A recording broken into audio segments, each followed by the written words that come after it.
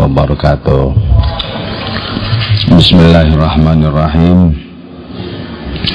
Hamdan wa thana'an laka ya Allah, salatan wa salaman laka ya Habibullah wa ala alika wa ashabika ya khairah halqillah, amma ba'du.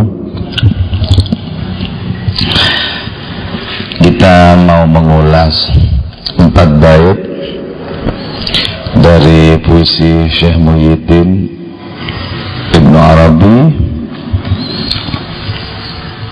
di dalam muqaddimah kitab Tarjumanul Aswaq atau Dendang-Dendang Kerinduan. Ini selama beberapa perjumpaan muqaddimahnya ini nggak selesai-selesai. Malam hari ini 4 bait ini juga belum tentu selesai. Bismillahirrahmanirrahim. Qala al-musannifu rahimahullah ta'ala wa nafa'ana bi'ulumi wa amadana bi'asrari wa afadu alaina min barakati wa bikum amin. Laita syi'ri hal darau ayya qalbin malaku. Mudah-mudahan aku bisa merasakan. Laita syi'ri itu artinya laitani syair itu. Mudah-mudahan aku bisa merasakan. Adakah mereka itu tahu jenis hati macam apa yang mereka miliki? Nah, ini ya kita perlu mengulas secara detail ya. Di dalam proses-proses rohani atau perjalanan rohani itu ada yang disebut sebagai al-manazirul ula indal maqamil a'la. Jadi ada makom-makom, ada kedudukan-kedudukan pada puncak tertinggi ketika orang menyaksikan segala sesuatu yang tampak itu cuma Allah ya.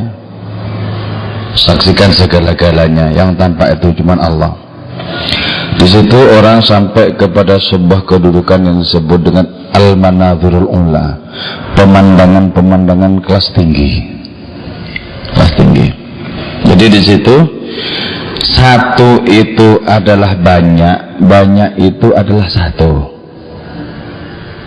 Di situ orang menyaksikan Allah itu menghablur kepada seluruh makhluk dan segala makhluk itu didekat mesra oleh Allah Ta'ala. Al-manazirul ula haythul wal mawridil ahla ya. Di situ ada sebuah terminal rohani yang sangat lezat bagi siapapun yang sudah mencapainya. Jadi orang dengan kekuatan rohaninya itu bisa sampai kepada kegembiraan yang tidak ada lawannya. Kalau di dunia ini orang mendapatkan sesuatu senang, itu ada lawannya, yaitu sedih ketika kehilangan sesuatu, itu ada lawannya. Jadi ada model kesenangan yang tidak ada lawannya, yaitu ketika segala-galanya hanya satu adanya, yaitu Allah yang berpendar di mana-mana, Allah yang mengejawantah dengan segala keindahannya, Allah yang dirasakan tanpa pernah jeda. Coba sampean bisa membayangkan bagaimana orang sampai di makom seperti itu. Orang seperti ini masuk di pasar-pasar yang kelihatan, yang dirasa cuman Allah. Orang ini masuk ke supermarket yang dirasakan, disaksikan cuman Allah. Orang ini bercanda dengan kawan-kawannya, sejatinya yang dirasa, yang disaksikan cuman Allah. Orang ini mengkonsumsi apa saja, makan minum apa saja, berpakaian, berjalan di malam hari, tiduran kemana saja, yang disaksikan, yang dirasakan cuman Allah Ta'ala. Jadi orang ini sudah bisa menerobos segala jibunan-jibunan makhluk. Diterobosnya itu bukan dengan seperti orang menerobos hutan, bukan. Diterobosnya itu adalah dengan menemukan kemahaan Allah itu hadir pada setiap partikel yang ada di dalam kehidupan ini, di dalam raya ini.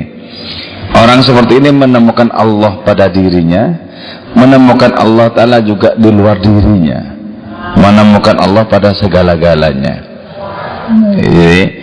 Fa'aina ma tuwallu fathamma wajhullah. Kemanapun engkau ini siapa? Kemanapun kalian menghadapkan diri kalian ini siapa?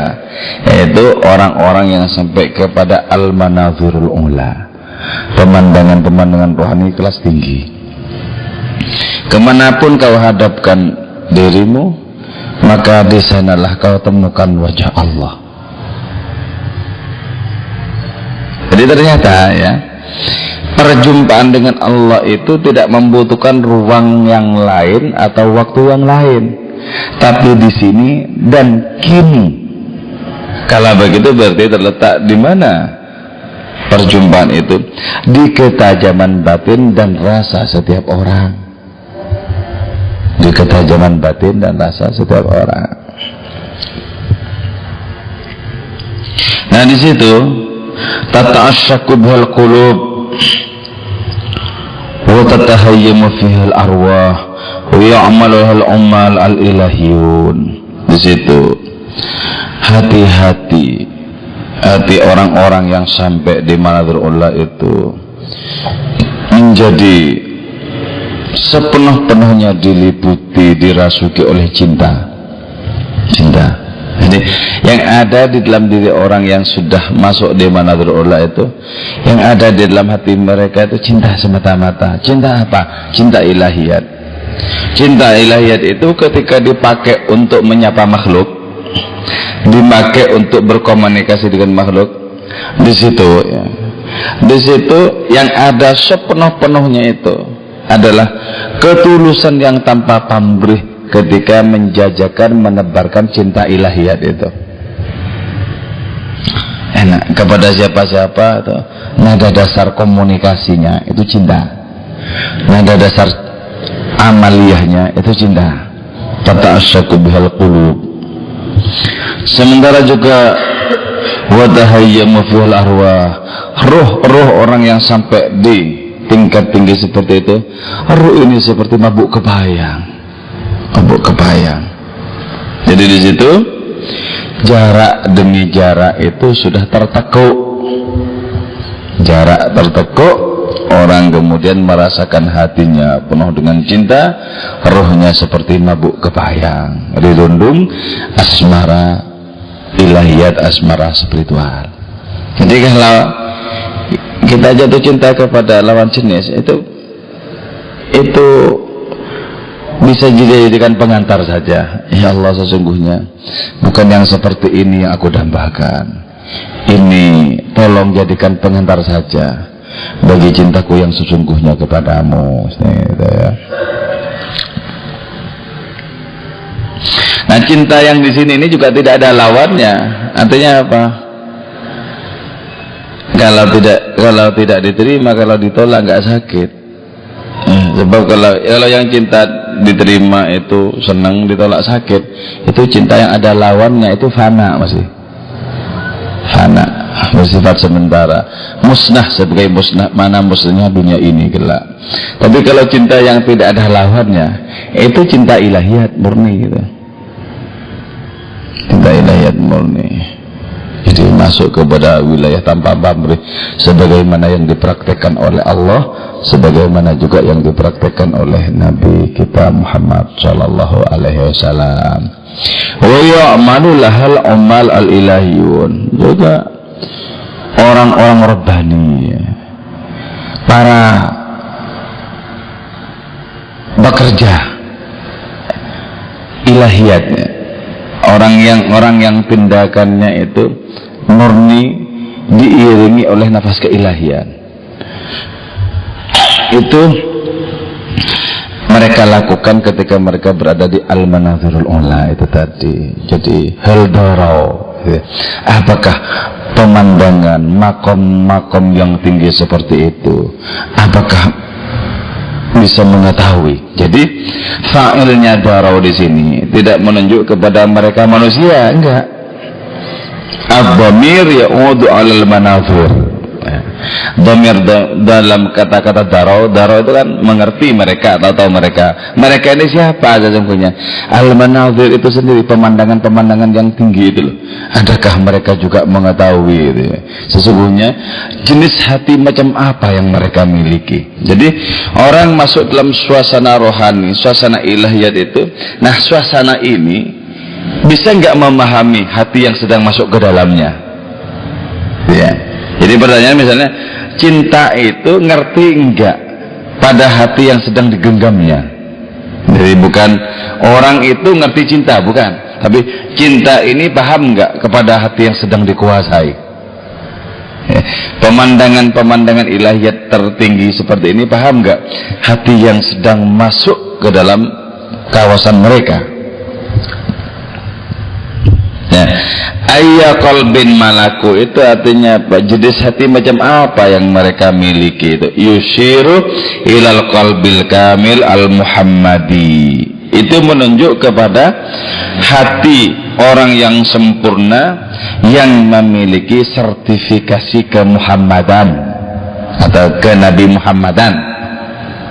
Kapan orang itu memiliki hati yang bersifat kemuhammadan itu kapan? Linazahati anit taqyid bil maqamat, yaitu ketika orang bahkan tidak terbelenggu, tidak terjebak, tidak diam di makom-makom rohani. Tidak diam di makom-makom rohani. Maksudnya diam di makom-makom rohani itu apa? Misalnya orang senang dengan tingkat tawakal yang dimiliki, senang, menikmati sekali. Nah, tingkat tawakal ini, makom tawakal ini bisa menjadi jebakan kalau orang merasa puas hanya di makom itu saja. Misalnya tunduk kepada Allah itu senang, sholat senang, misalnya ngaji senang, berbuat baik kepada sesama senang, misalnya.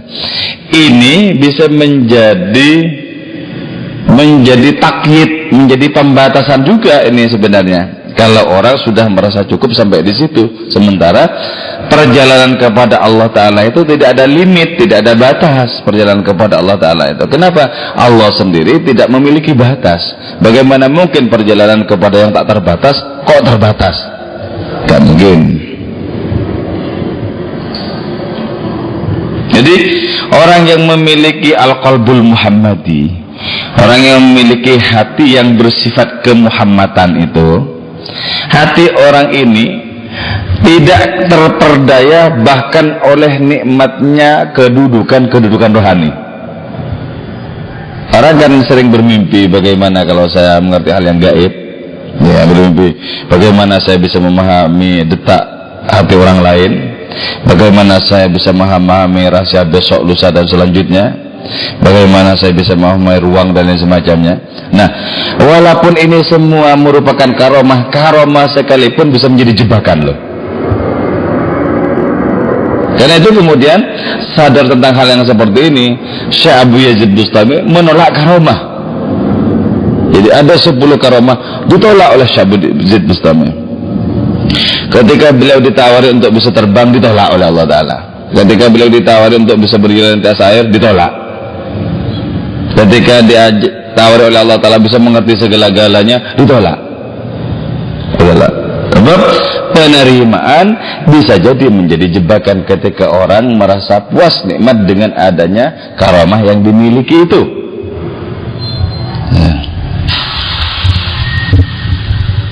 Ya, kapan mau menolak begitu? Wong ditawari saja belum.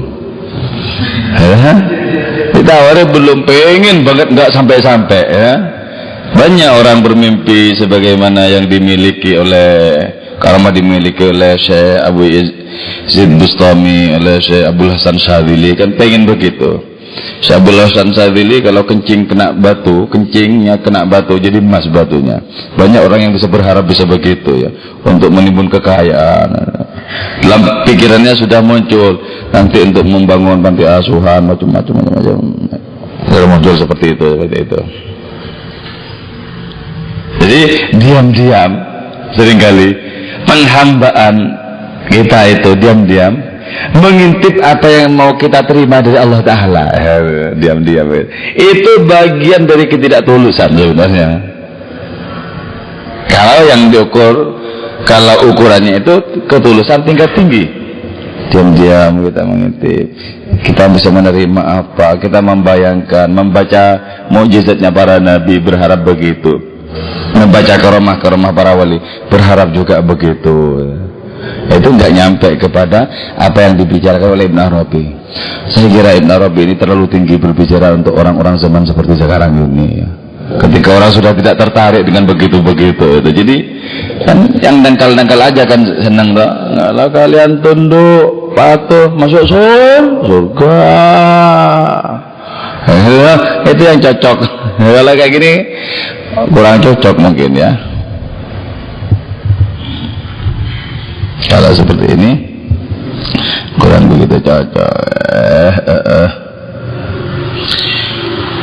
Wa ma hadza faqad malakat hadhil manazirul ula.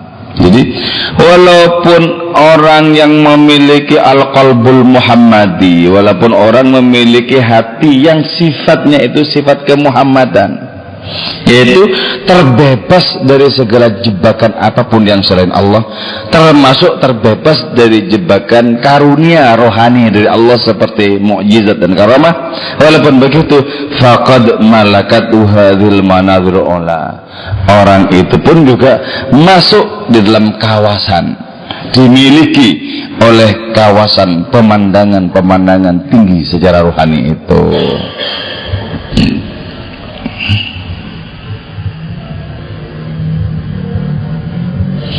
Wa kaifa la tamliku wa hiya matlubatun wa yastahilu 'alayha ilmu bidzalika li'annaha raji'atun ila dhatihi. Wa kaifa bagaimana la tamliku tidak memiliki itu hadhil manazir kepada itu al-qalbul muhammadi, wa hiya adapun itu hadhil manazir madlubatun ialah dicari, wa yastahil dan mustahil alaiha atas itu manazir ilmu apa mengetahui biar dengan itu manazir, lianna karena sungguhnya itu manazir raji'atun ialah kembali ila dhatihi kepada zat Allah subhanahu wa ta'ala.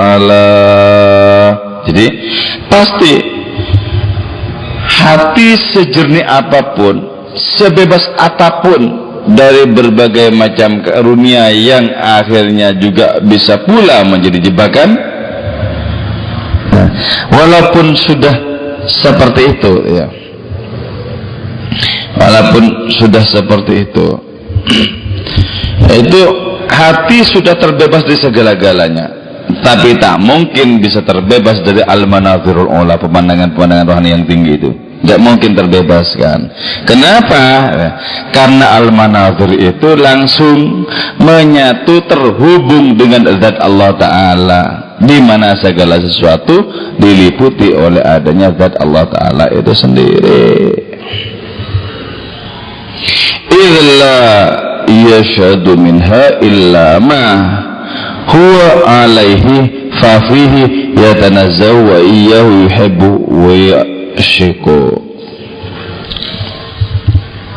Nah, yang bisa menyaksikan al-manazir, yang bisa menyaksikan pemandangan-pemandangan indah ilahiyat itu hanya orang yang hatinya cuma tersublimasi dengan zat Allah Ta'ala, tak tergiur oleh karunia-karunianya, baik karunia-karunia materi maupun bahkan karunia-karunia rohani. Maka kemudian kita tahu ya, gagahnya hati Kanjeng Nabi, yaitu warawadatul jibalu syummu min dhahabin an nafsihi faraha ayyama syamami wa akadat zudahu fiha daruratuhu inna darurata la ta'du ala al-'isami sallallahu alaihi.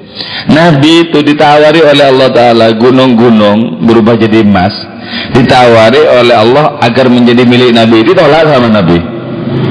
Enggak ya Allah, itu enggak. Kenapa? keterpautan dengan zat Allah itu akan pasti menuntun seorang untuk menampik yang lain. Kak. Itu ya. Itu berarti hati yang gagah. Hati yang gagah. Jadi kalau ingin punya hati yang gagah, bebaskan diri kita dari adanya keterpautan, dari adanya keterbelengguan terhadap yang lain. Coba ya, kalau salah satu kalimat di dalam puisinya Khairul Anwar, aku ingin merdeka dari segala, termasuk juga dari ida.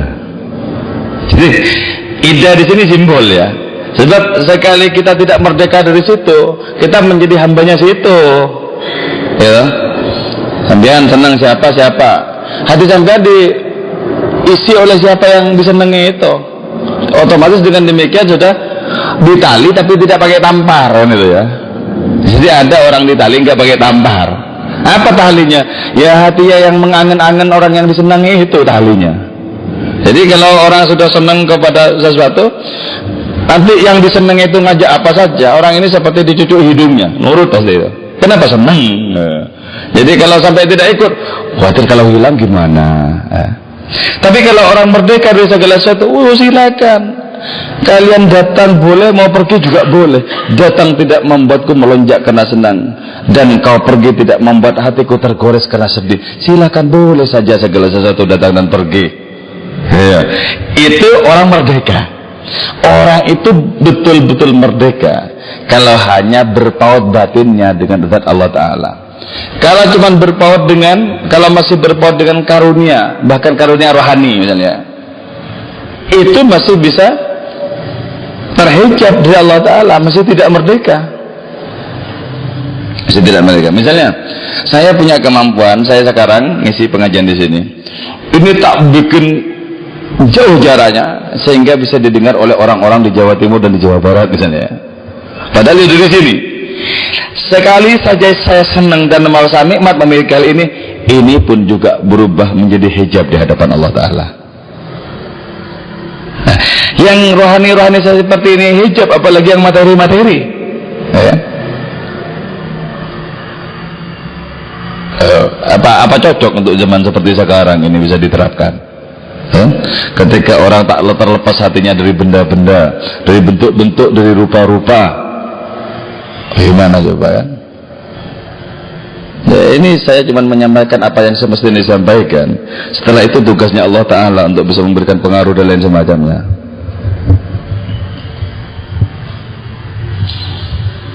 Nah, ketika sudah sepenuhnya terpaut dengan Allah Ta'ala itu, maka cintanya orang ini adalah cinta Allah Ta'ala. Cintanya orang ini adalah cinta Allah Ta'ala. Orang ini ya, menjadi wakil dari kehadiran Allah Ta'ala di dalam kehidupan. Orang ini dipakai oleh Allah Ta'ala untuk memandang segala sesuatu, untuk mengerjakan segala sesuatu.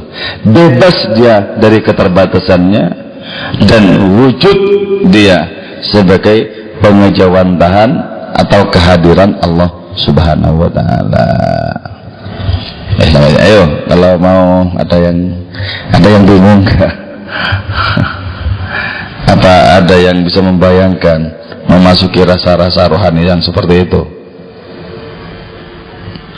Kalau mahasiswa-mahasiswa tidak dikirim orang tuanya, berani enggak untuk sepenuh-penuhnya membuktikan, ya Allah, tawakalku kepadamu, membuatku bersandar kepadamu, bukan kepada wasilah-wasilah atau perantara-perantara pemberian orang tua. Berani enggak? Seperti apa coba tingkatnya? Jangan-jangan kita ini kalah terhadap tawakalnya burung-burung. Ayo silakan. Kalau kalian nggak tanya, saya khawatir jangan-jangan nggak dipahami kata-kata saya dari tadi.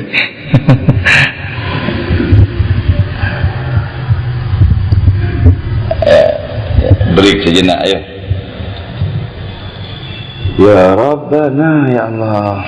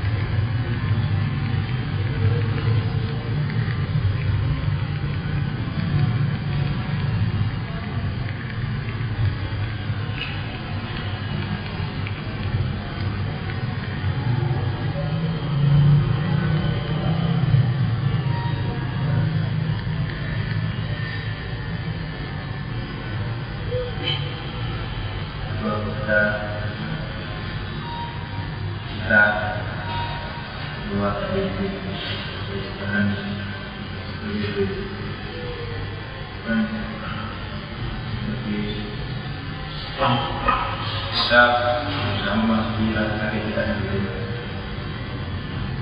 Kita terus lagi kita nggak punya ketarikan itu tidak ada semangat. Tertarik boleh kepada segala sesuatu. Itu hanya sebagai sarana untuk tertarik kepada yang lebih tinggi, itu aja. Yang namanya puas diri dengan apapun itu adalah kematian kreativitas. Apa saja. Suka sama ini, udah cukup, mati sampai di situ udah. Tapi orang suka kepada Allah itu tidak mungkin mematikan kreativitas. Kenapa? Allah tidak ada batasnya. Karena itu pengalaman-pengalaman dengan Allah senantiasa baru. Dan karena itu orang-orang yang hidup di dalam Allah, merasakan Allah, segar terus. Kenapa? Senantiasa baru konsumsi rohaninya itu. Allah tidak pernah melakukan pengulangan soalnya. Yang melakukan pengulangan itu adalah keterbatasan manusia. Tapi kan Allah Ta'ala tidak terbatas, tidak melakukan pengulangan. Jadi karena itu segar. Orang-orang yang memiliki sifat ilahiyah itu seger. Apa ya? Contoh di dalam kitab Asy-Syama'ilul Muhammadiyah ya. Jadi perangai-perangai Kanjeng Nabi yang diisikan di dalam kitab itu diungkapkan bahwa kekuatan Nabi itu 40 kekuatan orang lain. 40 kali lipat kekuatan orang lain. Dalam hal apa saja? Tenaganya, maksudnya berantem atau berkelahi itu bisa mengalahkan orang yang paling bertenaga sekalipun, atau seknya itu ya. Itu Nabi memiliki kekuatan 40 kali lipat orang lain. Nabi itu punya istri beberapa, tapi tidak pernah libur, satu malam pun nggak pernah libur. Kuat. Nah, gimana nggak kuat dong? Sandarannya yang maha kuat. Tidak ada sebenang rambut pun atau sekecil apapun dari alam semesta ini yang menjadi sandaran Nabi. Bahkan Nabi tidak bersandar kepada sholat, kepada zakat, kepada segala ibadah, tidak pernah bersandar. Semua kebaikan-kebaikan itu tidak ada di depan Nabi, tapi berada di punggung Nabi, belakang. Jadi kita itu boleh tertarik kepada segala sesuatu dalam rangka untuk lebih tertarik kepada yang lebih tinggi. Jangan mandek, jangan mandek. Jangan pernah quitting atau mendirikan kemah di kaki gunung ya. Jangan pernah camping juga di pertengahan gunung. Lakukan climbing, itu memanjat terus menerus.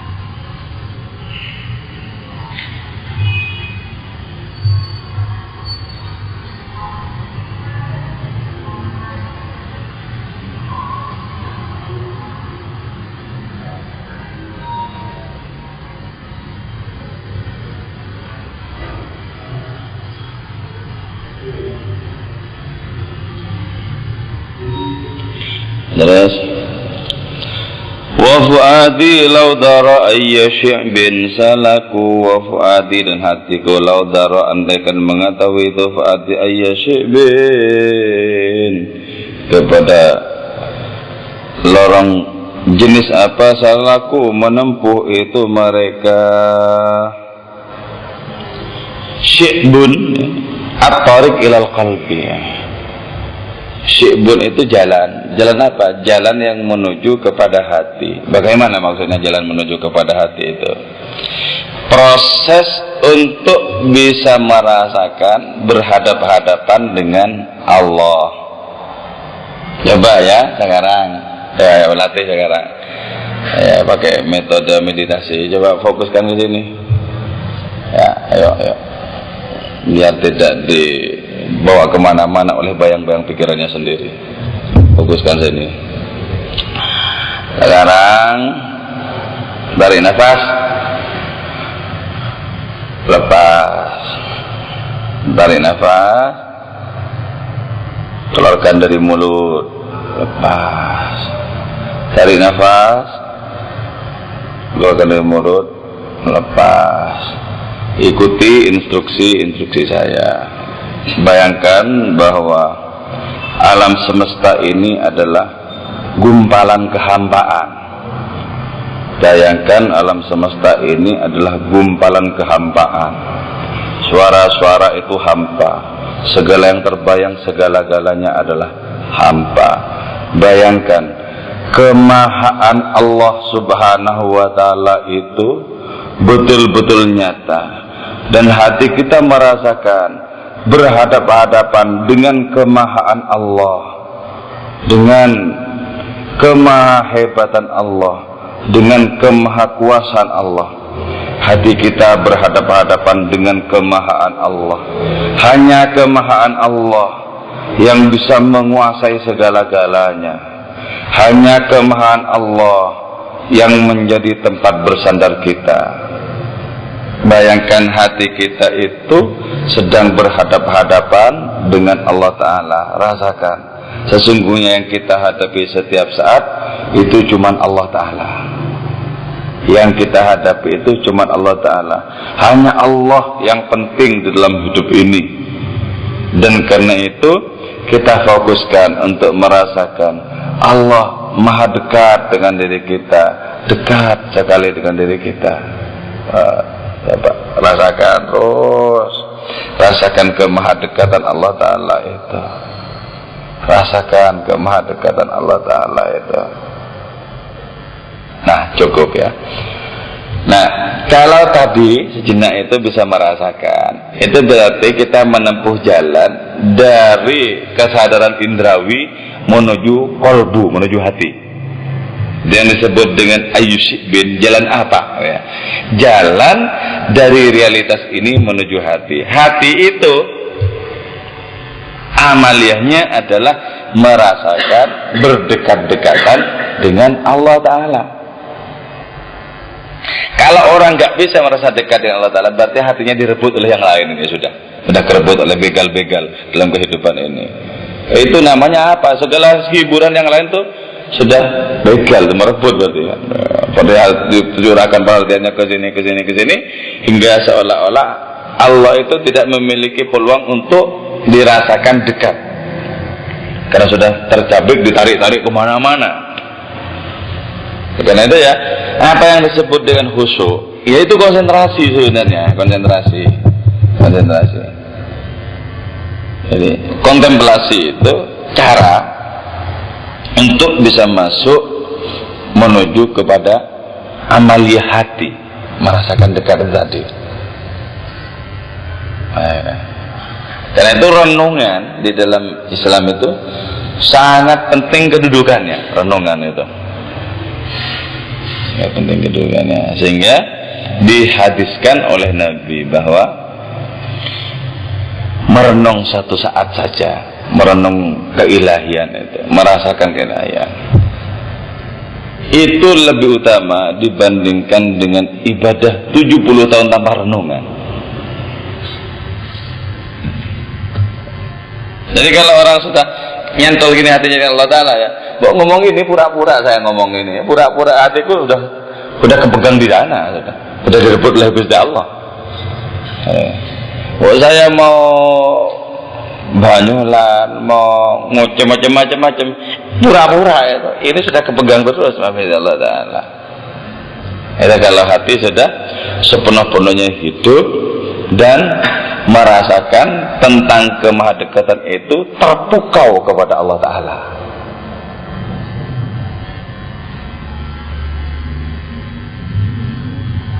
Jadi at-tariq ilal qalbi. Sementara li'anna syu'ab at-turuq fil jabal. Sementara lorong-lorong itu berada di gunung. Artinya lorong-lorong itu berada di proses-proses untuk semakin tinggi. Jadi orang itu disebut tinggi atau tidak derajatnya, apa yang menentukan? Ya. Sepanjang orang sudah merdeka dari segala, termasuk juga dari ida, itu tinggi. Tapi kalau orang tidak merdeka dari segala, hatinya masih diisi ini itu selain Allah Ta'ala, gak merdeka. Sebab mengisi segala sesuatu selain Allah Ta'ala itu berarti memperkuat tali diri, memperkuat belenggu diri. Nah kalau orang terbelenggu begitu, bisakah terbang menjumpai Allah? Gak bisa. Gak usah hati yang seperti itu, layang-layang saja, tarik walaupun berhadapan dan berlawanan dengan arah angin, tapi kepegang buntutnya, gak mungkin kemana-mana, di situ aja. Sama hati juga sudah kena tambat kepada segala sesuatu yang lain, gak bisa dia. Kelihatannya aja sholat, dia gak kemana-mana, dia cuma di masjid. Tapi kalau orang bebas di segala sesuatu, sholat kelihatannya saja di situ tubuhnya, hatinya, rohnya bebas di segala sesuatu, berhadapan dengan Allah Ta'ala di luar segala ruang dan waktu.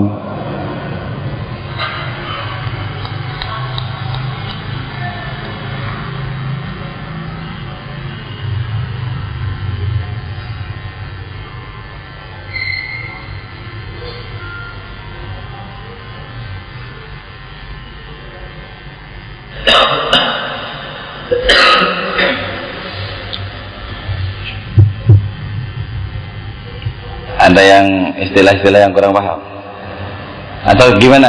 Tadi bisa merasakan betul enggak berhadapan dengan Allah itu ketika sejenak diajak konsentrasi? Bisa enggak merasakan berhadapan dengan Allah Ta'ala? Apa masih belum putus tali-tali itu?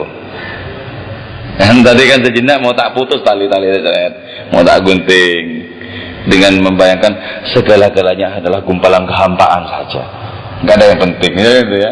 Yang penting juga, kalau itu sudah ampuh untuk memutus tali-tali yang lain, maka tidak boleh tidak pasti merasakan kedekatan Allah Ta'ala, berhadapan-hadapan dengan Allah Ta'ala.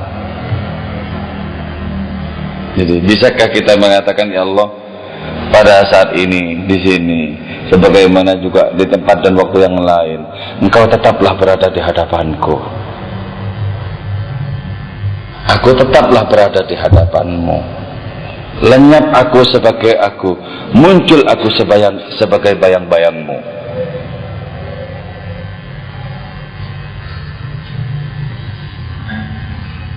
Ya.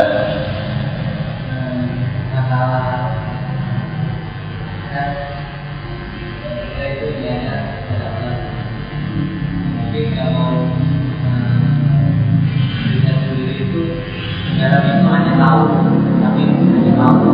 Dengan Allah tapi tidak mengenal. Tahu beda dengan tahu tapi Allah itu apa gitu maksudnya? Mengenal. Nah untuk mengenal Allah itu sendiri itu jalan. Soalnya kan kalau kita beda, tanpa tahu yang ibadah ini siapa kan? Iya. Iya. Kebayang kemana-mana.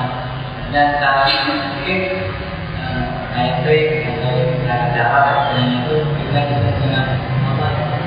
Ya, ya. Segala tindakan Allah yang hasilnya sudah kita saksikan di dunia ini, ya, itu sesungguhnya cara Allah memperkenalkan diri. Ya. Kita menyaksikan alam semesta ini, ya. Allah itu ingin mengatakan, aku ini si pencipta, tak ada pencipta selainku. Jadi kita kemudian merenungi untuk lebih dalam mengenal Allah. Oh, Allah itu pencipta satu-satunya. Kemudian manusia belajar kepada Allah Ta'ala dengan mengasah kreativitas. Jadi diam-diam sesungguhnya manusia itu belajar kepada Allah Ta'ala. Misalnya ketika Allah menciptakan matahari, manusia belajar menciptakan lampu-lampu. Sesungguhnya inspirasinya itu dari tindakan-tindakan Allah, dari perbuatan-perbuatan Allah Ta'ala. Jadi ketika Allah menciptakan kumbang, orang Itali terinspirasi untuk menciptakan Vespa. Jadi belajarnya kepada Allah Ta'ala. kepada Allah Ta'ala.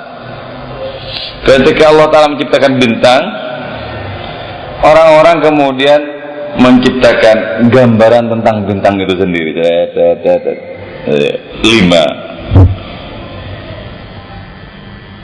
seginya dan lain semacamnya. Ketika kita menyaksikan rupa-rupa manusia, kaulah kita kemudian Allah itu pembentuk segala rupa. Huwallazi yusawwirukum fil arhami kaifa yasha. Huwa adapun Allah allazi aladzat yusawwiru, yang menciptakan rupa Allah kum kepada kalian fil arhami di rahim-rahim ibu kaifa yasha, sebagaimana apapun kehendak Allah. Jadi kehendak Allah berkaitan rupa, ya ini kehendak Allah, ya itu kehendak Allah. Jadi kata, oh engkau maha perupa ya Allah. Jadi cara mengenal Allah Ta'ala dengan demikian, saksikan tindakannya dalam kehidupan ini. Ketika setiap saat Allah Ta'ala mengirim rezeki kepada hamba-hambanya, kita tahu Allah itu Ar-Razzaq, maha pemberi rezeki. Pekerjaan-pekerjaan hanyalah sarana-sarana, dan Allah untuk memberikan rezeki tak tergantung kepada pekerjaan siapa saja.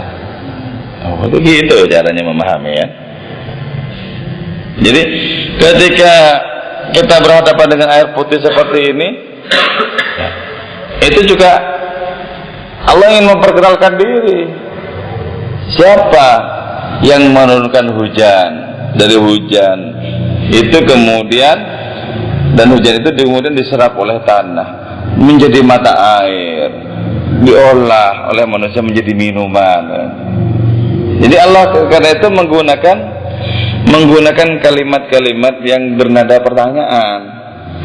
Afara'aitumul ma'alladzi tashrabun, adakah kalian melihat air yang kalian minum itu?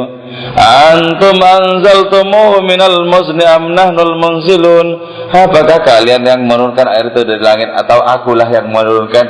Allah memperkenalkan diri, tinggal kita merespon saja, itu sudah kenal dengan Gusti Allah sebenarnya. Respon baik-baik, kenal Gusti Allah Ta'ala.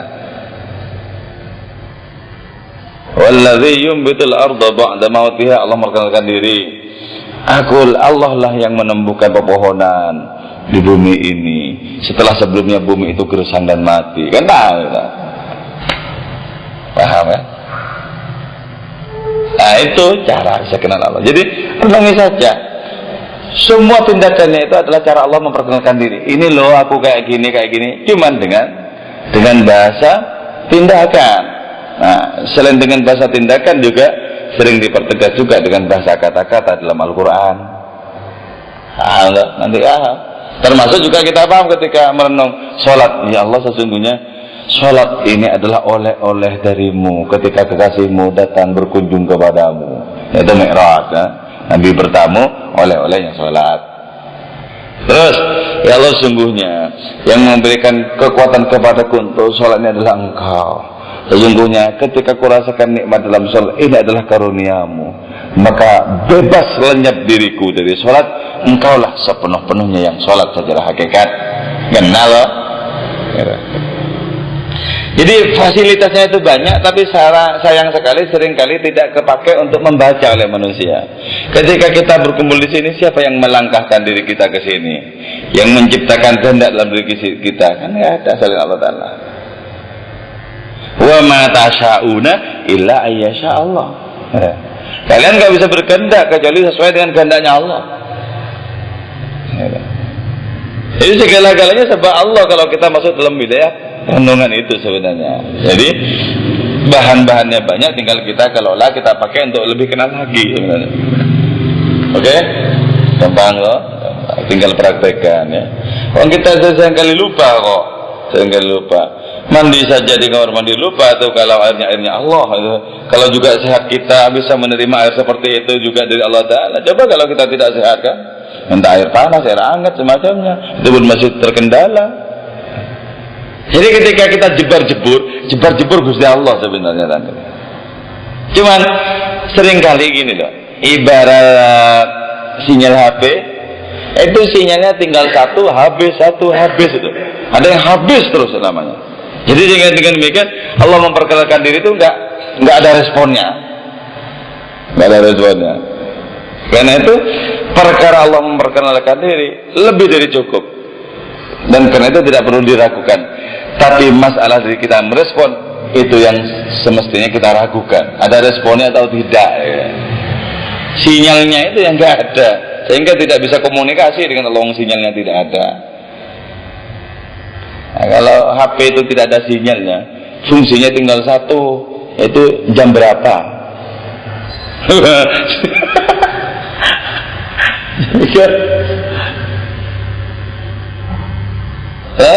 Siapa coba yang menumbuhkan pohon kapas dan kapas itu dijadikan kain dan lain sebagainya, kita pakai.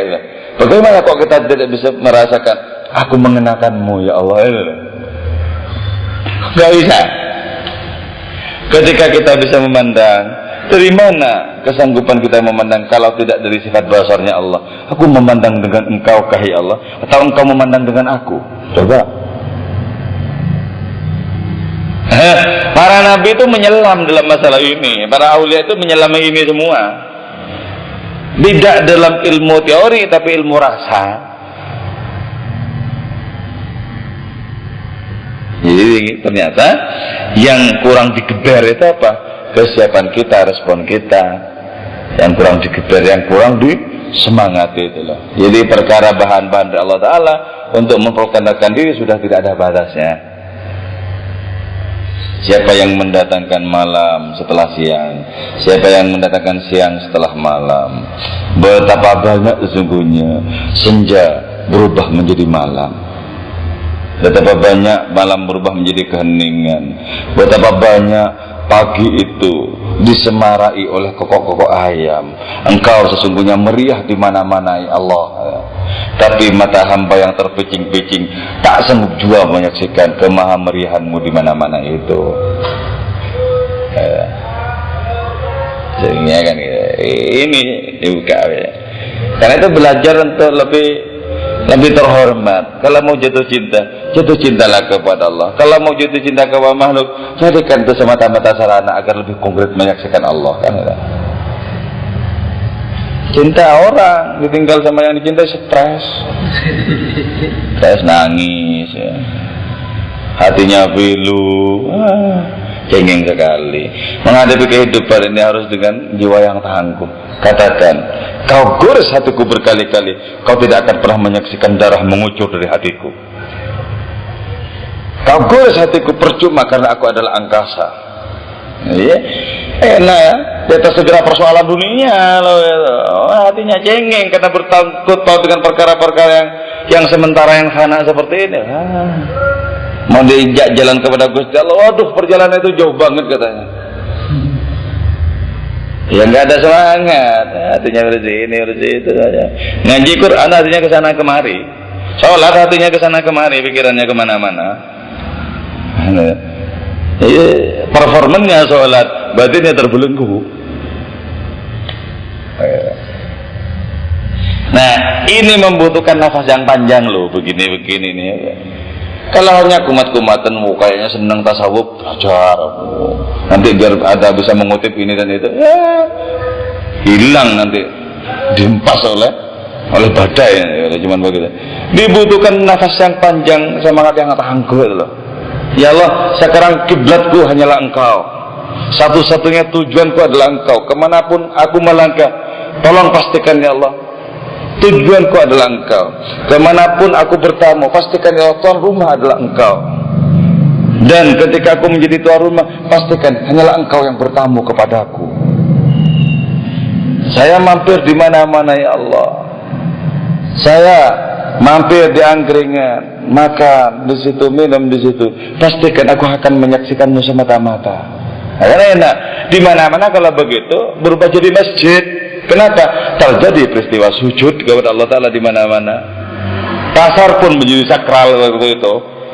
Jadi bukan perkara tempat ini. Ini bisa menjadi tempat yang jorok kalau pikirannya jorok. Walaupun ini Masjid Sudirman. Pasar menjadi sakral kalau pikirannya cuma Gusti Allah. Kalau hatinya juntun cuma Gusti Allah. Sakral. Apa yang tidak menggetarkan kan gitu loh. Ini salahnya. Jelas cara berkenalan dengan Allah Ta'ala. Jadi Allah Ta'ala menawarkan diri, ayo aku tak ajak kamu berkenalan, aku tak perkenalkan diriku dulu. Gini. Jadi semakin akhir zaman Allah semakin tidak direspon berkenalan ini, dibiarin begitu saja. Padahal Allah Ta'ala itu saking maha pemurahnya, tak henti-henti memperkenalkan diri. Aku begini lo, begini lo, nggak direspon, lewat saja. Karena manusia sibuk dengan pikirannya sendiri, dengan bayang-bayangnya sendiri. Bayang-bayang yang sesungguhnya tidak ada yang sebenarnya lenyap itu. Nah, itu pastikan. Sebagaimana Fir'aun dengan tegas kita katakan juga, aku ingin merdeka dari segala. Apa macam-macam lah merdeka segala. Mereka dari skripsi dan lain sebagainya. Ya merdeka dari macam-macam, termasuk juga dari iddah. Iddah itu ya segala sesuatu yang membelenggu hati itu iddah. Apa saja wujudnya. Ya, kalau memang orang tidak merasa memiliki sesuatu selain Allah, bisakah orang ini merasa kehilangan? Gak mungkin merasa kehilangan. Orang merasa kehilangan karena rasa kepemilikannya kuat, hilang. Kalau memang sudah merasa tidak memiliki, apanya mau hilang? Tapi kalau orang memiliki Allah, apa bisa orang hilang Allah? Oh, Allah Ta'ala menjelma di mana-mana, kok kehilangan Allah? Kan Allah menjadi nomor sekian seringnya di hati itu. Ini baru kalau ada persoalan baru berdoa, baru dipentingkan, diperlukan keberadaannya. Khusus berhadapan dengan berbagai macam keluh kesah di dunia ini diperlukan. Ya Allah nangis. Nangisnya bukan persoalannya terlalu besar. Berarti stres orang ini. Beda nangis yang tulus dengan murni cinta kepada Allah dan nangis karena stres itu beda loh. Beda. Orang-orangnya Allah tidak ada yang cengeng di dunia ini.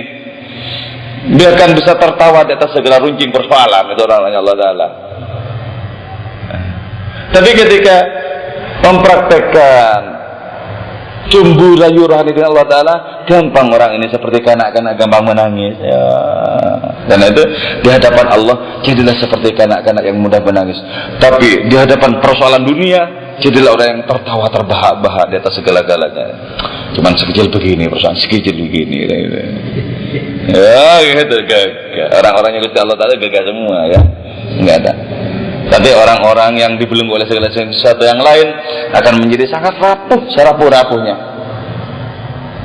Seperti anak-anak dikasih mainannya ini, nak, kamu senang, ambil dulu ya, nangis.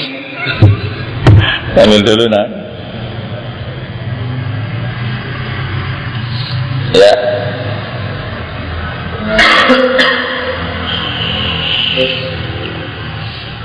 Bedanya kita ritual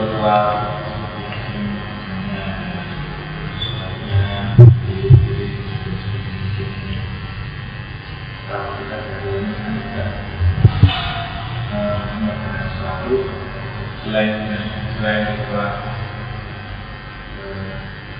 kadang-kadang merasa rasa dirikan itu kita untuk memenuhi jadi itu gimana prosesnya sendiri ya gimana prosesnya ketika kita pada Allah dan sesuatu yang diinginkan manusia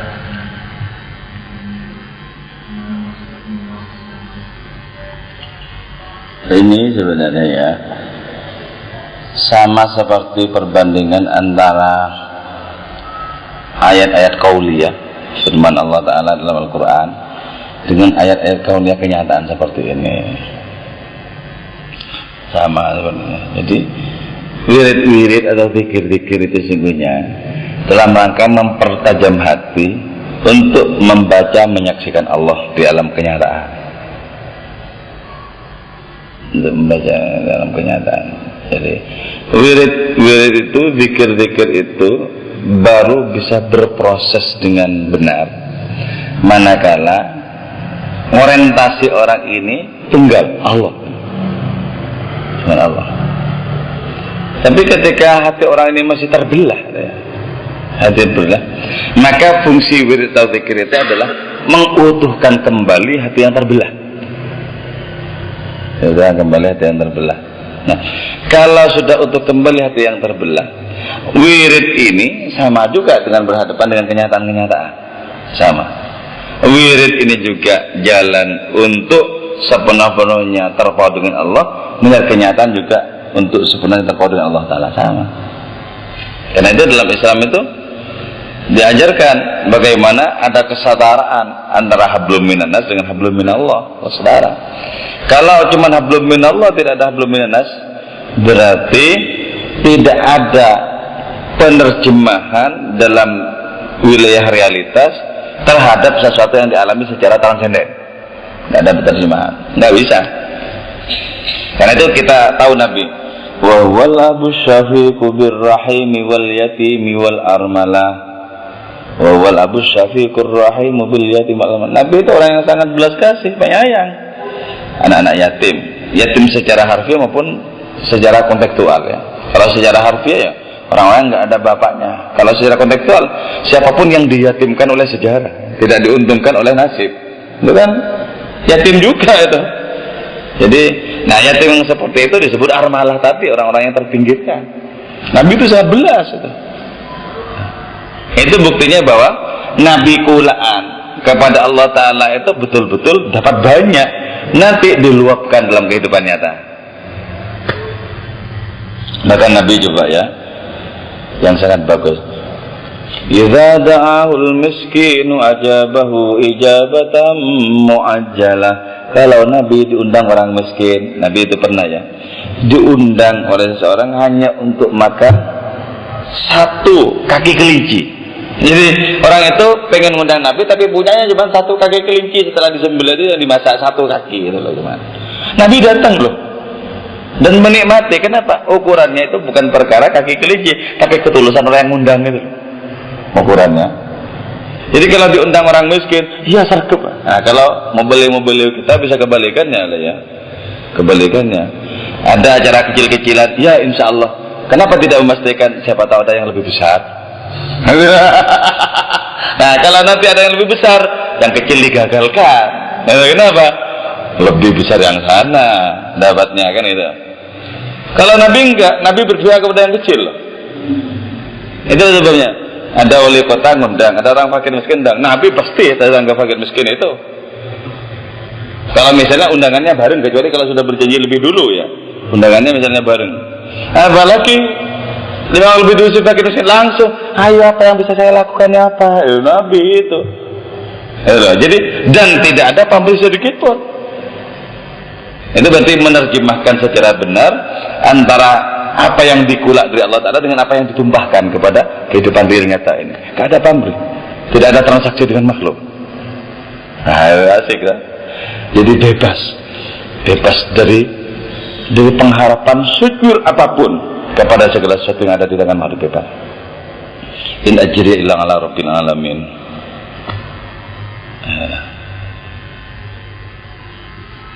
Itulah sebabnya kenapa coba ya?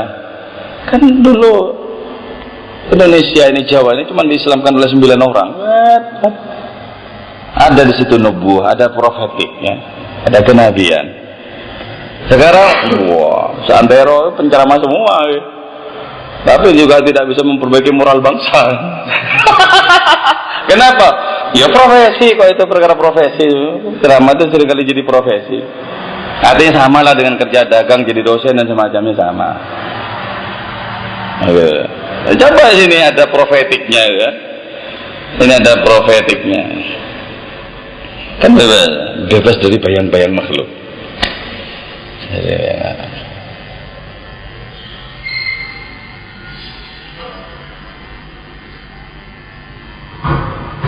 Wajib diterjemahkan ya. Buktinya ya. Nabi itu hebat ya. Ketika Nabi itu duduk-duduk begini sama fakir miskin ya, nggak pernah Nabi angkat kaki duluan loh. Kapan? Misalnya saya masih ada acara, nggak pernah. Sampai semuanya sudah selesai, baru selainnya sudah selesai mereka bubar, baru Nabi terakhir. Hebat ya. Karena itu kemudian Abu Bakar yang sering ngawasi begitu. Abu Bakar bilang, mari apa yang masih belum, yang biar diselesaikan oleh Nabi ini.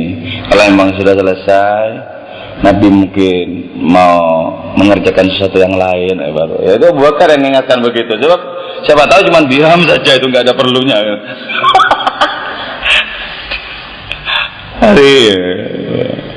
Jadi sejak turunnya ayat Abasa wa Tawalla, Nabi tidak pernah meninggalkan majlis terlebih dahulu ketika berhadapan dengan para fuqara, orang-orang yang terpinggiran, tidak pernah. Jadi, Nabi betul-betul menjadi pelipur bagi orang-orang yang terluka yang ada di sekitarnya itu, orang-orang yang nasibnya pedih di sekitar. Nabi betul-betul pelipur. Kenapa sampai begitu? Nabi tidak punya pengharapan apapun kepada mereka. Karena itu kalau ukurannya Syekh Muhyiddin Ibn Arabi ya dalam kitab Futuhat itu akan bermasalah secara rohani. Misalnya saya berceramah, saya masih mengharapkan apa saja dari orang yang saya ceramai, bermasalah itu. Termasuk mengharapkan disebut Gus atau Kiai atau pokoknya apa masalah itu. Jadi sebab orang yang itu kan harus melampaui itu loh. Harus melampaui itu tidak merasa tinggi, bukan itu, bukan. Tapi tidak ada pengharapan kepada makhluk itu, tidak ada. Pengharapan kepada makhluk itu tidak ada. Misalnya, karena saya punya santri polisi, maka tak manfaatkan saja. Ketika saya ditangkap, tak telepon saja polisi. Itu kan sama saja toh. Jadi, saya dicegat sana, telepon. Loh aku dicegat koncomo gitu ya. Itu juga nggak boleh. Kan sama saja sih. Berarti saya ngajari orang lain semata-mata agar bisa saya manfaatkan. Apapun kedudukannya, sama saja. Ya kalau ukurannya fikih ya nggak masalah, nggak haram, nggak mencuri, nggak membunuh tuh gitu. Tapi dalam tasawuf masalah ya loh. Masalah. Kalau misalnya hanya karena jadi penceramah kok ada di antara orang yang saya ceramai tidak begitu hormat, hati saya luka karena itu, seberapapun lukanya, jelas karena itu hati saya yang sakit. Jadi harus kita periksa, kita punya Minhajul Abidin Imam Ghazali, mana detail-detail penyakit hati itu, wah bahaya. Bahaya. Ya, jadi karena itu ya, sekarang itu lebih ilmu, yang kurang adalah expression of religion, itu pengalaman rohani itu yang kurang.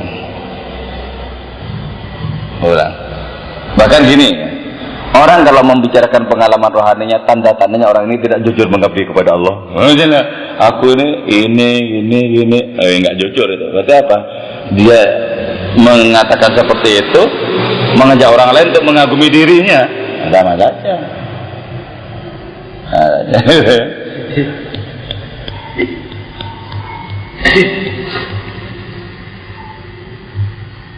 Ya, sip. Dalam rasa cinta itu kan membentukkan rasa memiliki. Kemudian rasa memiliki itu ada membentukkan rasa yang ingin mempertahankan apa yang dimiliki dari dia ini dilepas. Lalu apakah kita boleh merasa untuk memiliki Allah atau sebenarnya Allah yang memiliki kita? Ya. Mungkin ada kata-kata dan perkataan yang membuat saya gelisah. Kalau misalnya Allah itu ada di mana-mana dan Allah itu ada di setiap manusia, kenapa manusia saling berebut? Kenapa manusia saling berperang? Kenapa manusia saling membunuh? Ya, sip. Orang yang saling berebut apa? Tidak saja peperangan itu ya, posisi, ya. Misalnya, saya biasa memimpin tahlil di sini, misalnya ya. Terus suatu saat yang lain ada orang lain mimpin bukan saya. Kok nggak tahu? Misalnya dalam hati saya, kok nggak tahu sopan santun? Itu sesungguhnya bukan merasa memiliki Allah model hati yang seperti itu. Dia menyebut-nyebut Allah, mendakwahkan tentang nilai-nilai Allah itu sesungguhnya dalam rangka menarik orang kepada mengkultuskan atau mengakui dirinya. Kalau betul-betul karena Allah Ta'ala, enggak ada adanya merasa tersaingi sama. Kalau betul-betul karena Allah Ta'ala itu enggak ada. Jawab, Muhammadur Rasulullah walladzina ma'ahu asyidda'u 'alal kuffari ruhama'u bainahum. Pasti ruhama bainahum kalau betul kata Allah Ta'ala. Saling kasih sayang pasti.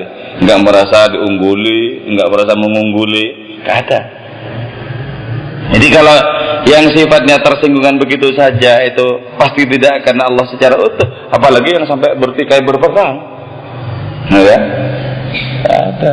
Jadi kalau memang betul-betul cahaya Allah di dalam dirinya bukan cahaya egoisme, pasti ruhama bainahum. Ruhama bainahum. Tarahum ruk'an sujada yabtaghuna fadlan minallahi wa ridwana.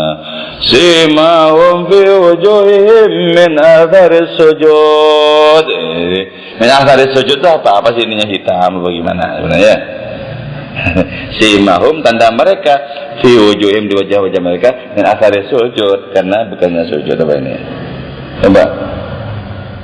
Mestinya itu dai kita yang kalah atau sajadahnya yang harus kalah. Nah kalau dai kita kalah hitam, kita kalah sama sajadah. Kalau sajadahnya yang kalah bolong sajadahnya. Mana yang lebih bagus? Orang-orang terdahulu sajadahnya yang bolong. Kalau sekarang begitu rapuhnya dai itu sehingga gampang kalah terhadap sajadah.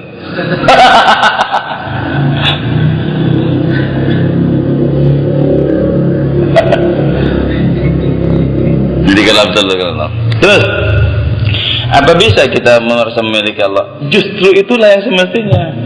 Jangan merasa memiliki yang lain, sebab yang lain itu apa?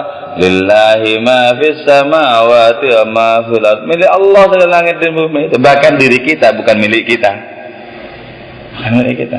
Kalau diri saja yang terdekat dengan diri kita bukan milik kita, apalagi misalnya suami, istri, orang tua, anak, jelas bukan milik kita. Oh, diri saja bukan. Nah, diri saja bukan. Nah, kalau merasa memiliki Allah, itulah yang semestinya. Semestinya merasa memiliki Allah Ta'ala itu. Nah, karena merasa memiliki Allah, seorang wali Syekh Abu Yazid Bustami menyatakan mulki a'zamu min mulkiki Allah, atau milki a'zamu min milkiki Allah. Apa yang aku miliki jauh lebih agung ketimbang apa yang kau miliki ya Allah. Atau kuasaku lebih besar ketimbang kuasamu. Kenapa? Karena engkau hanya memiliki aku dan aku memiliki engkau. Apa artinya aku di hadapan engkau? Mulki a'zamu. Jadi malah yang terpenting dalam hidup itu ya memiliki Allah Ta'ala itu. Nah tentu saja orang yang disebut memiliki Allah Ta'ala ketika Allah tak terpisahkan dari detak hati orang ini harus memiliki. Nah kalau tidak masuk di sini apa disebut memiliki? Ya enggak masuk di hati kok, enggak memiliki. Yang betul-betul memiliki itu masuk di hati, kemana-mana dibawa.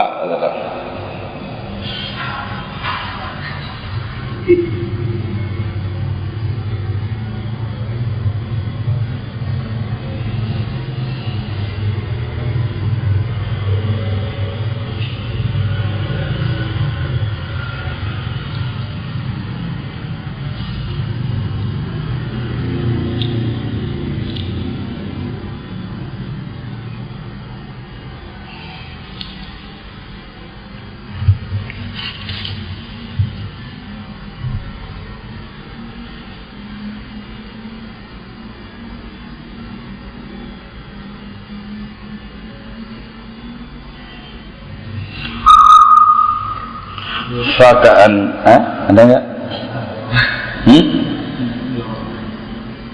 Nggak apa-apa gimana?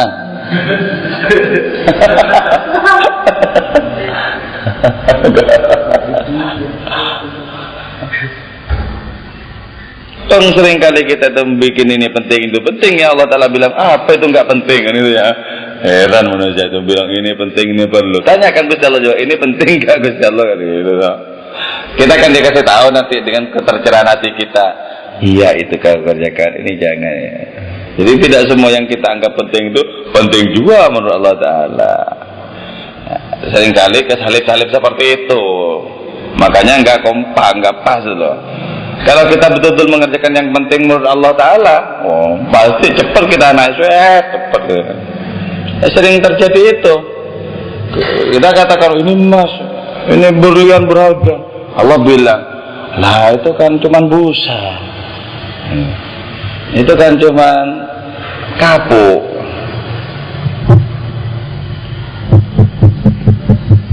Makanya enak menjadikan Allah sebagai kawan dialog itu penting. Jadi dikit-dikit ya Allah gimana, dan rasakan jawabannya. Jawaban Allah itu datang ketika kita terbebaskan dari ambisi. Nah, kalau sudah ada ambisi, tetap seperti ambisinya itu yang dikira jawabannya. Sama dengan orang istikharah, memang sudah condong ke situ hatinya.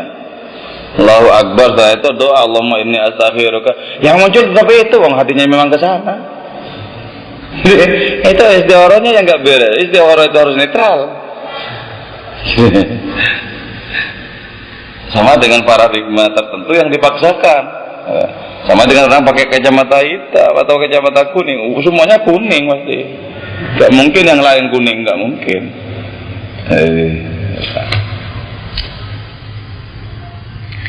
Ada lagi enggak? Ternyata 2 bait ya. Takdirnya malam ini. Tinggal 2 bait lagi pengantarnya. Belum masuk kepada puisi-puisi. Ini sekian banyak. Berapa lama kita bisa berjumpa?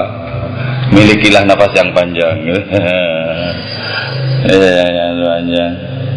Hanya orang yang memiliki nafas panjang yang memiliki kemungkinan untuk sampai kepada hadirat Tuhan. Karena itu, dalam kitab Mantiqut Thair itu ada ribuan burung yang diajak untuk menjumpai raja burung. Ribuan burung itu ternyata yang sampai menghadap raja burung cuma 30 burung. Selebihnya terkapar di perairan, di sungai-sungai, terbakar oleh terik matahari di gunung-gunung. Jadi kenapa? Hanya mengintip sejenak udah kabur, mengintip sejenak. Itu ibaratnya yang diajak berjalan saja. Bebek itu diajak berjalan. Mari kita, kata burung hudud itu, mari kita menjumpai raja segala burung. Bebek itu bilang, tempatku di sini, di sungai ini, dan aku sudah cukup puas dengan buluku-buluku ini. Aku tidak perlu datang ke sana. Lagi pula itu terlalu jauh. Itu ibaratnya orang-orang diajak untuk mendekat kepada Allah Ta'ala. Itu abot. Alasannya banyak sekali. Ada dari ribuan cuma 30. Dalam kitab The Conference of the Birds. Konferensi burung-burung.